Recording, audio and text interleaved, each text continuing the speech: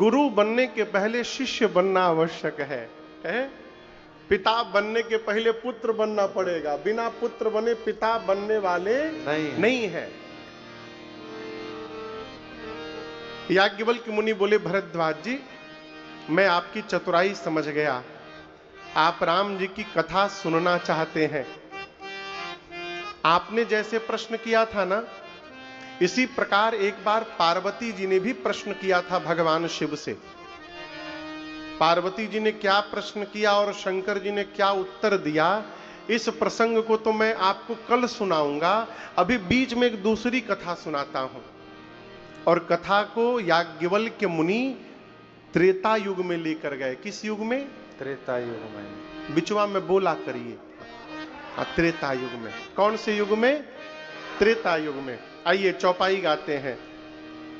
एक बार त्रेता युग माहे, एक बार सुन के गाइए। त्रेता युग माहे, शंभु गए कुंभज ऋषि पाहे। शंभु गए कुंभज ऋषि पाहे, संग सती जग जननी भवानी, संग सती जग जननी भवानी, पूजे ऋषि अखिलेश्वर जानी, पूजे ऋषि अखिलेश्वर जानी, राम कथा मुनि बारज बखानी। राम कथा मुनि बरज बखानी, सुनि महेश परम सुख मानी, सुनि महेश परम सुख मानी, सुनि महेश परम सुख मानी, सुनि महेश परम सुख मानी।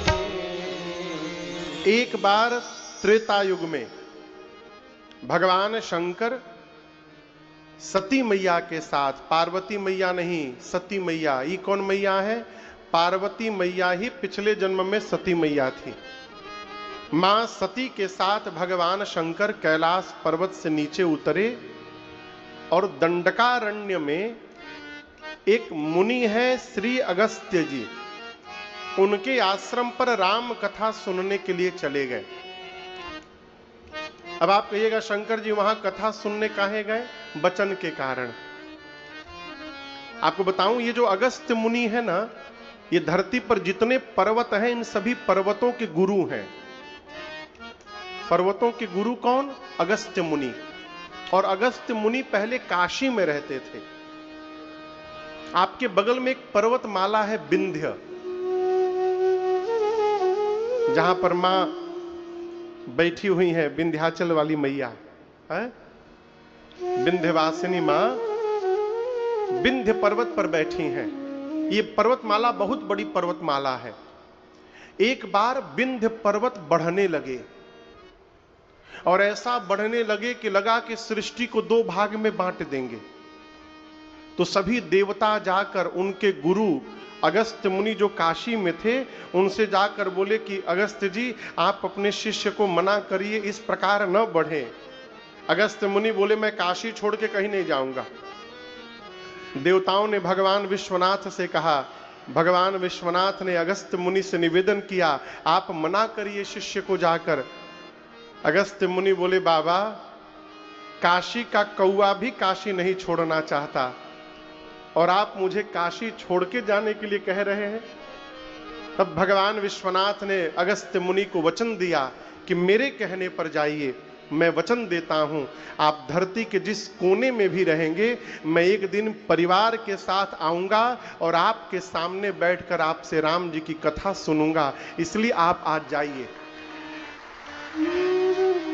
अगस्त्य मुनि विंध्य के पास गए तो विंध्य पर्वत ने उनके पांव में अपना सिर रखकर प्रणाम किया।